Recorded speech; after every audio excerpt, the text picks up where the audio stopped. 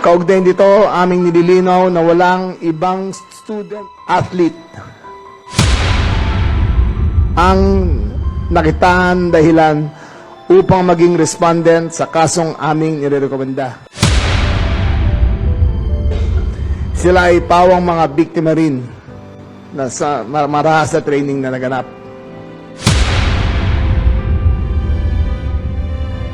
Just a kid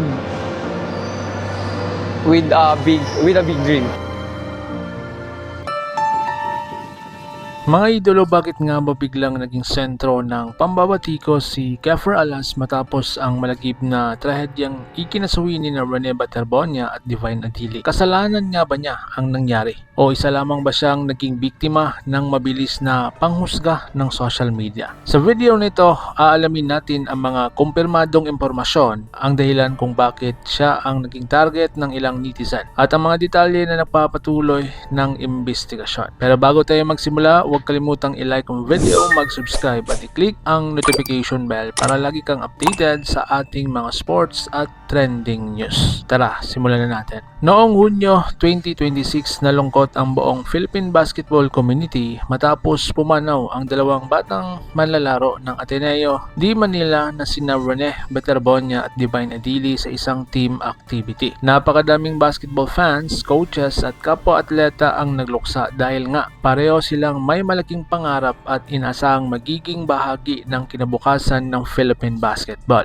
Kasabay ng pagluluksa ay nagsimula ring umikot ang iba't ibang espekulasyon sa social media. So ngayon ang question, paano daw nadawit si Keffer Alas? Isa sa mga pangalang madalas mabanggit ang player na ito. Bilang isa sa mga nakaligtas sa insidente at isa sa mga pinakasikat na miyembro ng kupunan, mabilis siyang naging sentro ng usapan online. May ilang netizen agad siyang sinisi kahit wala pang inilabas na opisyal na resulta ng investigasyon. May mga larawan at video rin kumakalat sa social media na nagdulot ng iba't ibang interpretasyon, dahilan upang mas lumaki ang kontrobersiya. Ngunit mahalagang tandaan na ang mga ito ay hindi sapat na ebidensya upang magbigay ng konklusyon sa tunay na nangyari. So ano ang panig ni Keffer Alas? Kalaunan ay nagsalita rin ang player na ito tungkol daw sa insidente. Ayon sa kanyang salaysay, hindi lamang sina Rene at Divine ang nalagay sa panganib. Anya, marami rin sa kanila ang nahirapang makaligtas dahil nga sa malalakas na alon at agos ng tubig. Ibinahagi rin niya na ginawa nilang lahat sa kanilang mga kaya sa gitna ng mapanganib na sitwasyon, ngunit mabilis na lumala ang mga pangyayari.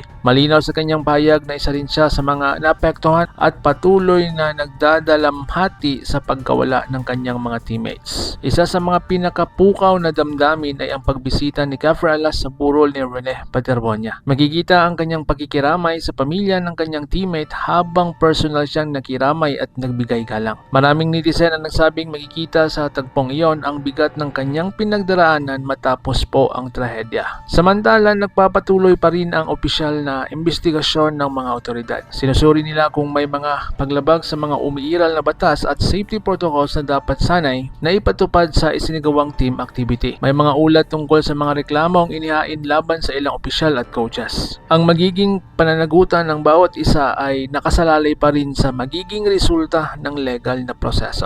Sa ngayon, wala pang final desisyon ng korte hinggil sa usapin. Mga idolo, sa gitna ng lahat ng ito, isang mahalagang aral ang iniwan ng trahedyang ito. Ang kaligtasan ng mga atleta ay dapat laging maging pangunahing prioridad sa anumang training o team building activity. Mahalaga rin ang tamang supervision, malinaw na safety measures at maagap na pagresponde sa anumang emergency upang maiwasan ang ganitong klaseng trahedya. At higit sa lahat, mahalagang iwasan ang mabilis na paghusga sa mga taong sangkot hanggat hindi pa kompleto ang resulta ng opisyal na investigasyon. Patuloy nating ipagdasal ang pamilya ni Rene Baterbonia at Divine Adili, gayon din ang kanilang mga teammates na patuloy pong bumabangon mula sa napakasakit na karanasang ito. Ano ang inyong opinyon tungkol sa isyong ito? Sa tingin ninyo, ano ang pinakamalagang pagbabago na dapat gawin upang hindi na maulit ang ganitong trahedya? Ibahagi ang iyong saloobin sa comment section sa ibaba. Kung nagustuhan ninyo ang video, huwag kalimutang i-like, i-share at mag-subscribe sa ating channel para sa mas marami pang sports news, basketball updates at mga trending na balita patungkol sa showbiz world. Maraming salamat sa inyong panunood at magkita-kita tayo muli sa susunod na video.